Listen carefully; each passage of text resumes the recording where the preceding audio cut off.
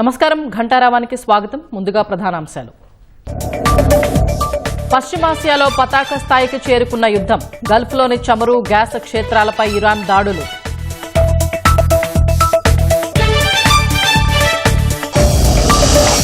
హార్మూజ్లో Iran ఆంక్షలపై Japan, ఐరోపా దేశాలు ఆగ్రహం.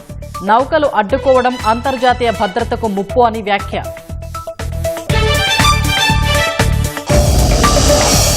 దేశంలో సాధారణ స్థాయికి గృహ వినియోగ ఎల్పీజీ బుకింగ్లు. సరఫరాలో ఎక్కడా ఇబ్బందులు లేవని కేంద్రం వెల్లడి.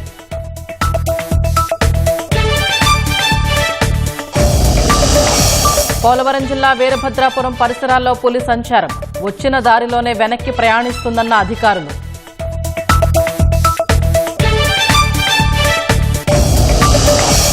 కుట్రపూరితంగానే మదనపల్లె దస్తరాల దగ్ధమన్న సీఐడి. భూభాగోతాలు బయటపడతాయనే చేశారని వెల్లడి.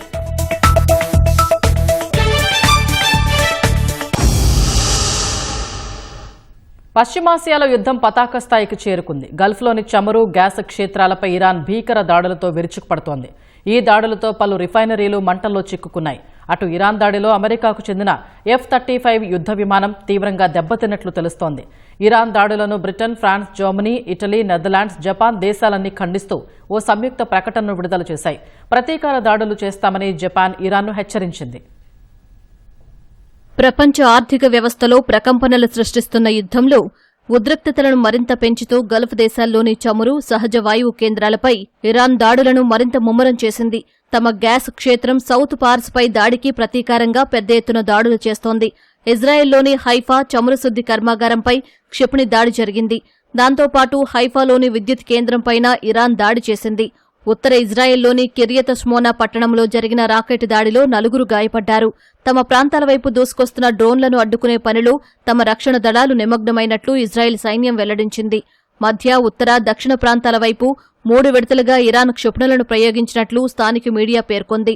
అటు ఇజ్రాయెల్ హోంశాఖ కార్యాలయంపైన డ్రోన్లతో విరుచుకుపడినట్లు ఇరాన్ వెల్లడించింది. సౌదీ అరేబియాలోని యాన్బూలోని సమ్రెఫ్ రిఫైనరీపై డ్రోన్ దాడి జరిగినట్లు తెలుస్తోంది. యాన్బూ పోర్టు వైపు దూసుకొచ్చిన ఒక బాలిస్టిక్ క్షిపణిని అడ్డుకున్నట్లు సౌదీ అరేబియా రక్షణ మంత్రిత్వ శాఖ తెలిపింది. తూర్పు ప్రాంతంపై దూసుకొచ్చిన 3 డ్రోన్లను ధ్వంసం చేసినట్లు వెల్లడించింది. కువైట్ జాతీయ పెట్రోలియం కంపెనీని లక్ష్యంగా చేసుకున్న ఇరాన్ డ్రోన్లతో విరుచుకుపడింది. ఫలితంగా స్వల్ప స్థాయిలో మంటలు చెలరేగాయని కువైట్ రక్షణ మంత్రిత్వ శాఖ తెలిపింది.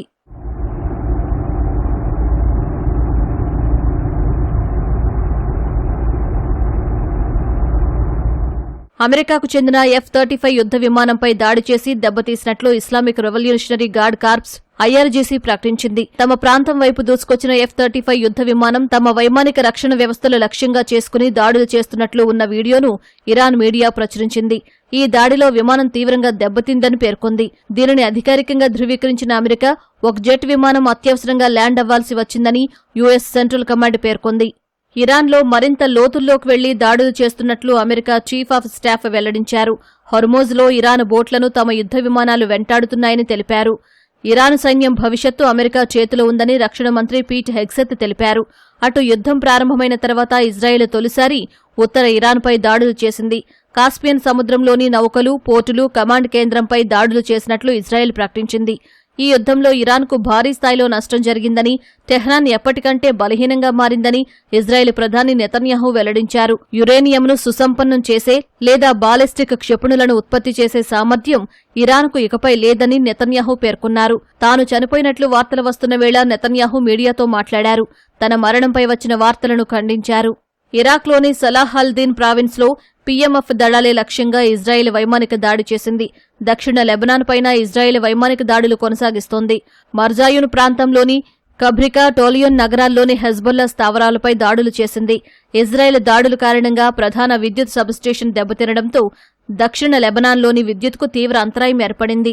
ఉద్రిక్తతల నేపథ్యంలో ఏప్రిల్ ఆఖరి వరకు దుబాయ్, రియాద్లకు విమాన సర్వీసులు రద్దు చేస్తున్నట్లు క్యాథీ పసిఫిక్ ప్రకటించింది.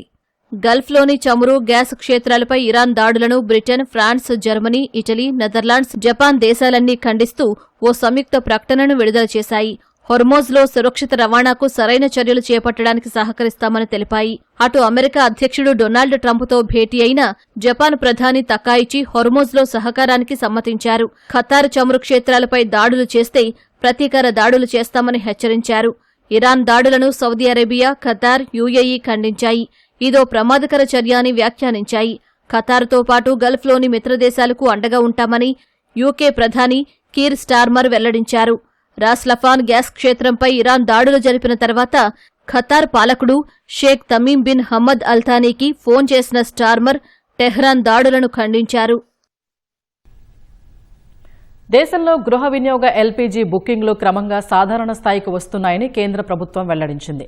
పశ్చిమాసియాలో ఘర్షణల కారణంగా హోర్మూజ్ జలసంధిని మూసివేయడంతో భయాందోళనలకు గురైన ప్రజలు లక్షల సంఖ్యలో ఎల్పీజీ బుకింగులు చేశారని తెలిపింది. మార్చి 13న ఒక్కరోజు అత్యధికంగా 87.7 లక్షల బుకింగులు వచ్చాయని పేర్కొంది. క్రమంగా తగ్గి బుధవారం నాటికి 56 నుంచి 57 లక్షలకు చేరుకున్నాయని వివరించింది. ఆందోళనతో చేసే బుకింగులు తగ్గుతున్నాయని తెలిపింది. గృహ అవసరాల ఎల్పీజీకి కేంద్రం అధిక ప్రాధాన్యమిస్తూనే ఉంటుందని పెట్రోలియం, సహజ వాయువుల మంత్రిత్వ శాఖ సంయుక్త కార్యదర్శి సుజాత శర్మ వెల్లడించారు. ఎల్పీజీ పరిస్థితి ఆందోళనకరంగానే ఉన్నప్పటికీ ఎక్కడా సరఫరా నిలిచిపోలేదని చెప్పారు. గత 2 వారాల్లో ఎల్పీజీ ఉత్పత్తి 40% పైగా పెరిగిందని తెలిపారు. ప్రభుత్వ రంగానికి చెందిన 3 చమురు మార్కెటింగ్ కంపెనీలు సాధారణ స్థాయిలో ఎల్పీజీని సరఫరా చేస్తున్నాయని పేర్కొన్నారు. ఇరాన్ యుద్ధానికి ముందు దేశంలో సగటున రోజుకు 55 లక్షల సిలిండర్లు బుక్ అయ్యేవని చెప్పారు. బుధవారం 56 లక్షల మంది బుక్ చేసుకోగా 54.91 లక్షల మందికి సిలిండర్లు అందాయని సుజాత శర్మ వెల్లడించారు. మదనపల్లి దస్త్రాల దహనం కేసులో కీలక నిందితులు ముని తుకారాం, మాధవరెడ్డికి కోర్టు రిమాండ్ విధించడంతో విచారణలో కీలక ముందడుగు పడినట్లయింది. కుట్రపూరితంగానే ఫైళ్లను దగ్ధం చేశారన్న విషయం సహా పలు కీలక వివరాల్ని రిమాండ్ రిపోర్టులో సీఐడీ పేర్కొంది. ఈ క్రమంలో వీరిద్దరినీ పూర్తిస్థాయిలో విచారించి డొంక కదిలించేందుకు సీఐడీ అధికారులు సిద్దమవుతున్నారు. ఈ మేరకు కోర్టులో కస్టడీ పిటిషన్ వేసేందుకు సన్నద్దమవుతున్నారు. మదనపల్లి సబ్ కలెక్టర్ కార్యాలయంలో దస్త్రాల దగ్ధం కేసులో కీలక నిందితులు పెద్దిరెడ్డి పిఏ ముని తుకారం, వంకరెడ్డి మాధవరెడ్డి అరెస్టుతో విచారణ వేగం పుంజుకుంది. వీరిని గురువారం ఉదయం తిరుపతి రుయా ఆసుపత్రిలో వైద్య పరీక్షల అనంతరం చిత్తూరు 4 అదనపు జ్యుడిషియల్ మెజిస్ట్రేట్ మాధవి ఎదుట హాజరుపరిచారు. దస్త్రాల దహనం కేసులో సీనియర్ అసిస్టెంట్ గౌతమ్ తేజ, పూర్వ ఆర్డీఓ మురళితో కలిసి ముని తుకారం, మాధవరెడ్డి కుట్ర పన్నారని సీఐడీ అధికారులు తెలిపారు. విచారణకు సహకరించలేదని, బయట ఉండే సాక్షులను ప్రభావితం చేసే ప్రమాదం ఉందని చెప్పడంతో ఇద్దరికీ ఏప్రిల్ 1 వరకు రిమాండ్ విధించారు. ప్రస్తుతం నిందితులు చిత్తూరు జిల్లా జైలులో ఉన్నారు. పూర్తిస్థాయిలో విచారించడానికి త్వరలో న్యాయస్థానంలో కస్టడీ పిటిషన్ వేయడానికి సీఐడీ అధికారులు సన్నద్దమవుతున్నారు.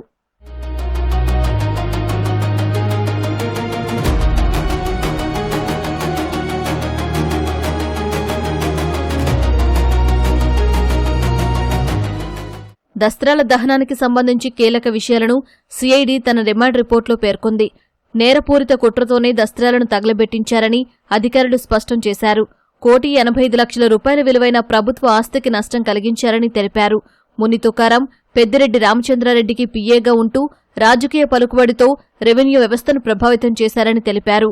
ఫ్రీ హోల్డ్ జీవో రావడానికి కొన్ని రోజుల ముందే ఆర్డీఓ మురళి ద్వారా 20 ఏళ్ల క్రితం వచ్చిన అసైన్డ్ భూములు, నిషేధిత జాబితాలోని స్థలాలను సర్వే నంబర్ల వారీగా ముని తుకారం, మాధవరెడ్డి పొందారని వివరించారు.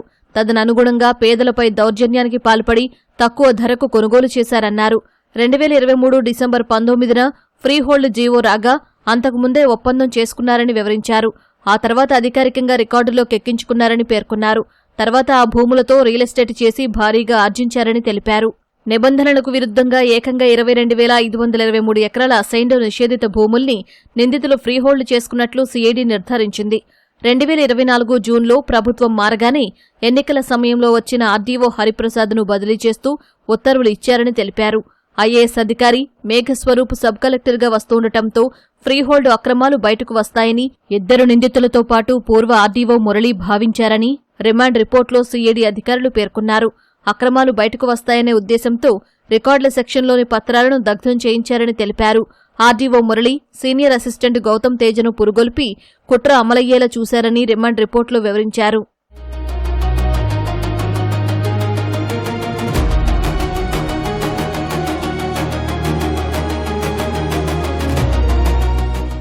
మదనపల్లె నుంచి బదిలీ అయి నెలలు గడిచినా ఆర్డీఓ మురళి మదనపల్లెలోనే ఉన్నారని రిమాండ్ రిపోర్టులో సీఐడీ పేర్కొంది. ఫైళ్లు తగలబడిన రోజు రాత్రి 8:18 సమయంలో సీనియర్ అసిస్టెంట్ గౌతమ్ తేజ్తో ఫోన్లో మాట్లాడారని వివరించారు. 2024 జూలై 11 నుంచి 20 మధ్య 7 సార్లు ఫోన్లో సంప్రదించుకున్నట్లు సిఐడి పేర్కొంది. గౌతమ్ తేజ తన కుర్చీ దగ్గర 3.5 లీటర్ల ఇంజన్ ఆయిల్, శానిటైజర్ ఉంచుకున్నాడని తెలిపింది. ఘటన జరిగిన రోజు ఆదివారం సెలవైనప్పటికీ అతను కార్యాలయానికి వచ్చారని వెల్లడించింది. రాత్రి అగరబత్తీలు ముట్టించి వెళ్లడంతో అవి కాలి పక్కనే ఉన్న ఇంజిన్ ఆయిల్ అంటుకుని రెవెన్యూ రికార్డులు, కంప్యూటర్లు దగ్ధమయ్యాయని సిఐడి వివరించింది.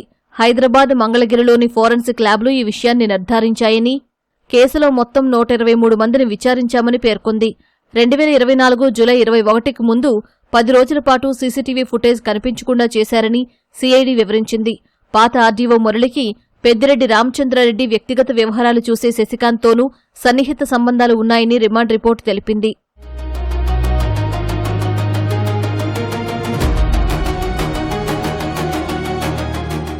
మదనపల్లెలోని వలసపల్లెలో 558 సర్వే నంబర్లో ఉన్న భూముల్ని ఆర్డీఓ కార్యాలయంలో ఫ్రీ హోల్డ్ చేశారని రిమాండ్ రిపోర్టులో సిఐడి అధికారులు పేర్కొన్నారు. నిబంధనల మేరకు తహసీల్దార్ నివేదిక పంపాల్సి ఉందని తెలిపారు. మాధవరెడ్డికి లబ్ధి చేకూర్చేందుకు ఇలా చేశారని సిఐడి అధికారులు అభిప్రాయపడ్డారు. మదనపల్లెలోని అతని నివాసంలో సోదాలు చేసినప్పుడు 612 రెవెన్యూ రికార్డులు స్వాధీనం చేసుకున్నామని తెలిపారు. అందులో 64 ఫ్రీహోల్డ్కు సంబంధించినవేనని పేర్కొన్నారు. పలుమార్లు నిందితుడిని విచారించడానికి యత్నించినా సహకరించలేదని తెలిపారు. ఫోన్లు స్విచ్ ఆఫ్ చేసుకుని అజ్ఞాతంలో ఉన్నారని వెల్లడించారు.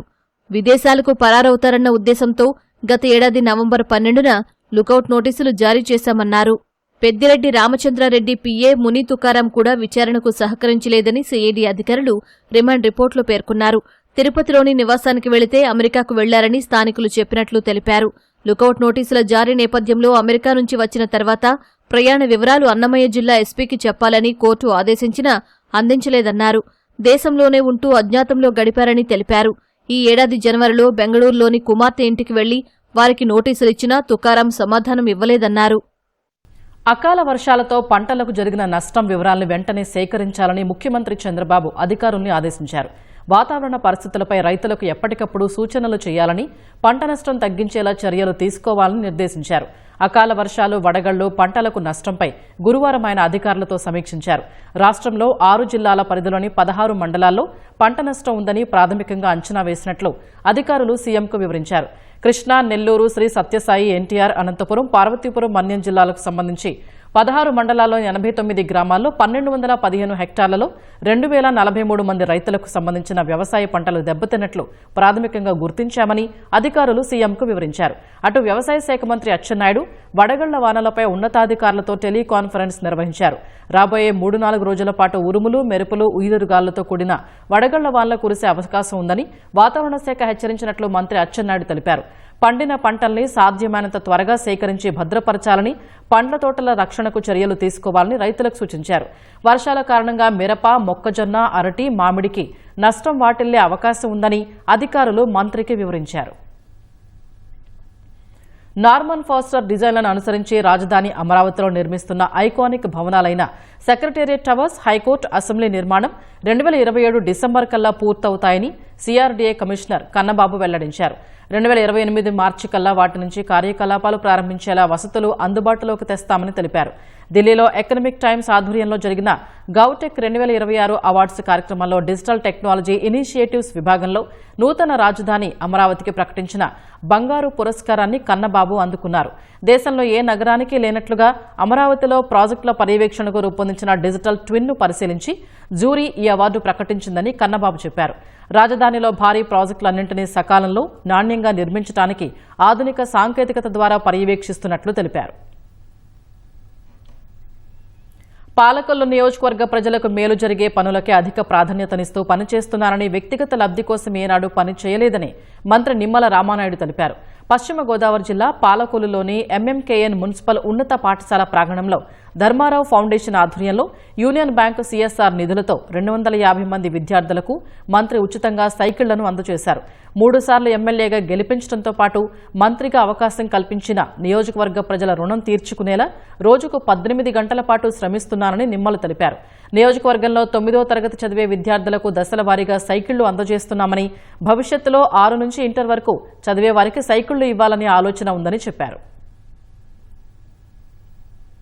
నాకున్నటువంటి పరిచయాలు ఏవైతే ఉన్నాయో ఆ పరిచయాల్ని నా స్వార్థం కోసం, ఆ పరిచయాల్ని నేను ఎదగడం కోసం ఉపయోగించుకోకుండా నా నియోజకవర్గంలో నుండి ప్రజలకు ఉపయోగపడాలనేటువంటి ఆలోచనతోటి సిఎస్ఆర్ ఫండ్స్, అందులో ముఖ్యంగా నా కాన్సెప్ట్ ఇప్పుడు ఏదైతే మన పాలకొల్లు నియోజకవర్గంలో బరేల్ గ్రౌండ్స్ ను కూడా బాగా డెవలప్ చేయాలని, వాటర్ ప్లాంట్లు, ఎందుకంటే సురక్షితమైన డ్రింకింగ్ వాటర్ చాలా గ్రామాల్లో లేదు కాబట్టి అక్కడ వాటర్ ప్లాంట్లు కానీ అంటే ఇట్లాగా ఒక 5-6 ఐటమ్స్ అంటే బరెల్ గ్రౌండ్స్, స్కిల్ డెవలప్మెంట్ సెంటర్స్, ఇటు వాటర్ ప్లాంట్స్, అదేవిధంగా ఇటు పిల్లలకి సైకిల్స్, ఈ రకంగా ఇవన్నీ కూడా టార్గెట్ పెట్టుకుని ఈరోజు ప్రతిరోజు కూడా 2 గంటలు 3 గంటలు ఈ సిఎస్ఆర్ ఫండ్స్ కూడా నేను వెచ్చించి ఏమేమి కంపెనీలు ఉన్నాయో చూసుకుని వాళ్ళందరినీ కూడా ఫోన్లు చేసి లేదంటే పర్సనల్ గా నేనే వాళ్ళని కలిసి రిక్వెస్ట్ చేసి వాళ్ళ నుంచి వ్యక్తిగతంగా నా లబ్ధి కోసం కాకుండా నా నియోజకవర్గ ప్రజలకు లబ్ధి చేయాలనేటువంటి ఆలోచన. ఉగాది రోజు యువతకు తీపి కబురు చెబుతూ ప్రభుత్వం జాబ్ క్యాలెండర్ విడుదల చేయడంపై మంత్రులు, కూటమి నేతలు హర్షం వ్యక్తం చేశారు. యువతకు ఇచ్చిన మాట ప్రకారం 10,060 పోస్టులతో జాబ్ క్యాలెండర్ ఇచ్చామని మంత్రి డోలా శ్రీ బాలవీరాంజనేయ స్వామి తెలిపారు. అధికారంలోకి వచ్చిన ఏడాదిలోనే 16,347 టీచర్ పోస్టులు భర్తీ చేశామని గుర్తు చేశారు. దివ్యాంగుల బ్యాక్లాగ్ పోస్టులు భర్తీ చేస్తున్నామని, త్వరలో ఎస్సీ/ఎస్టీ బ్యాక్లాగ్ పోస్టులు భర్తీ చేస్తామని వెల్లడించారు. వైసీపీ పాలనలో ఉద్యోగాలు కల్పించకపోగా ఉన్న పరిశ్రమల్ని తరిమేసి యువతను రోడ్డున పడేశారని ధ్వజమెత్తారు. యువతకు పెద్ద ఎత్తున ప్రభుత్వ ఉద్యోగాలు కల్పించేందుకు జాబ్ క్యాలెండర్ విడుదల చేయడం కూటమి ప్రభుత్వ చిత్తశుద్ధికి నిదర్శనమని మంత్రి అనగాని సత్యప్రసాద్ అన్నారు.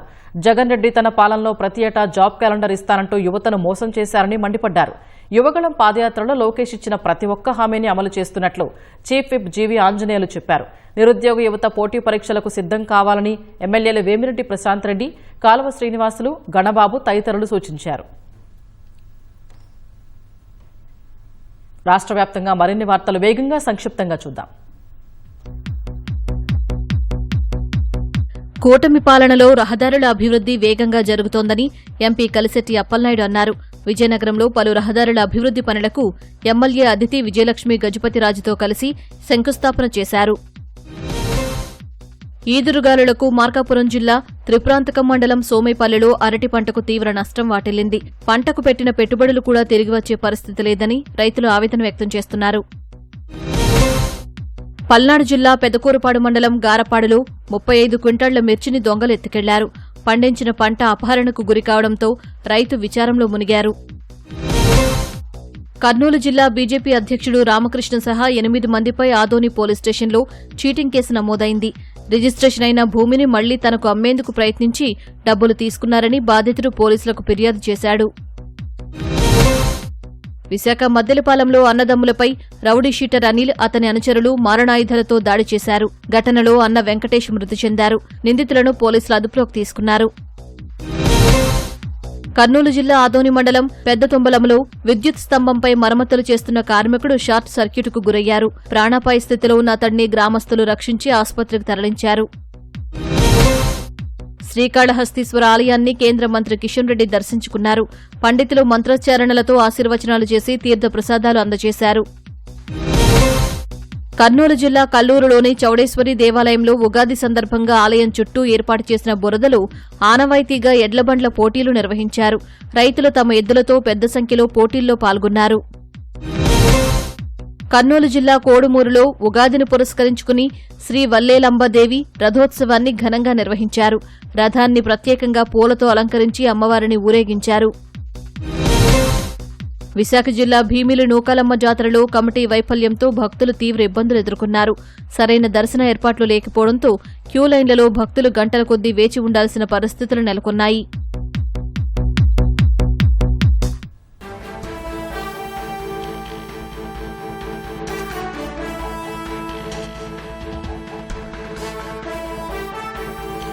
స్టాక్ మార్కెట్లు లాభాలతో ప్రారంభమయ్యాయి. నిన్నటి భారీ నష్టాల నుంచి కోలుకున్నాయి.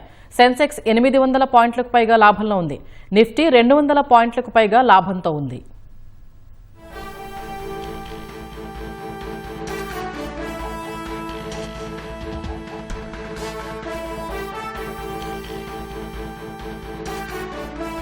స్టాక్ మార్కెట్లు లాభాలతో ప్రారంభమయ్యాయి. నిన్నటి భారీ నష్టాల నుంచి కోలుకున్నాయి. సెన్సెక్స్ 800 పాయింట్లకు పైగా లాభంలో ఉంది. నిఫ్టీ 200 పాయింట్లకు పైగా లాభంతో ఉంది. ప్రభుత్వాసుపత్రుల్లో ఖాళీల భర్తీపై వైద్యారోగ్య శాఖ దృష్టి సారించింది. వచ్చే వారం ఆన్లైన్ కౌన్సిలింగ్ ద్వారా పీహెచ్సీల్లో 630 మందికి వైద్యాధికారులుగా పోస్టింగ్లు ఇవ్వనుంది. ఈ ఖాళీల భర్తీకి గతేడాది డిసెంబర్లో ఏపీ వైద్య సేవల నియామక బోర్డు నోటిఫికేషన్ జారీ చేసింది. 4,984 మంది దరఖాస్తు చేసుకోగా అర్హత ఆధారంగా 630 మందిని ఎంపిక చేసింది. బోధనాసుపత్రుల్లో 317 అసిస్టెంట్ ప్రొఫెసర్ పోస్టుల భర్తీకి కసరత్తు చేస్తున్నారు. జీరో వేకెన్సీ పాలసీలో భాగంగా గడిచిన 20 నెలల్లో 2,053 వైద్యులు, 500 పారామెడికల్, 1,200 ఆశా కార్యకర్తల పోస్టులు భర్తీ చేశామని వైద్యారోగ్య శాఖ మంత్రి సత్యకుమార్ యాదవ్ వెల్లడించారు. గిరిజనులు, ఆదివాసీల సమస్యల్ని సంపూర్ణంగా పరిష్కరించడమే ప్రధాన లక్ష్యమని జాతీయ ఎస్టీ కమిషన్ చైర్మన్ అంతర్ సింగ్ ఆర్య స్పష్టం చేశారు. నెల్లూరు జడ్పీ సమావేశ మందిరంలో అధికారులు, ప్రజాప్రతినిధులతో ఆయన సమావేశం నిర్వహించారు. జిల్లాలో గిరిజనులకు అమలవుతున్న సంక్షేమ పథకాలు, అభివృద్ది కార్యక్రమాలపై అధికారులతో సమగ్రంగా చర్చించారు. దేశవ్యాప్తంగా పర్యటిస్తూ గిరిజనుల సమస్యల్ని ప్రత్యక్షంగా తెలుసుకుని వారి అభ్యున్నతికి అవసరమైన చర్యల్ని కేంద్ర ప్రభుత్వ దృష్టికి తీసుకువెళుతున్నట్లు అంతర్ సింగ్ ఆర్య తెలిపారు. बाद में हम मतलब माननीय हमारे देश के प्रधानमंत्री उनसे हमारा मिलना हुआ. उन्होंने यही बोला कि भाई हम 4 लोगों को आपको कमीशन में बिठाया है.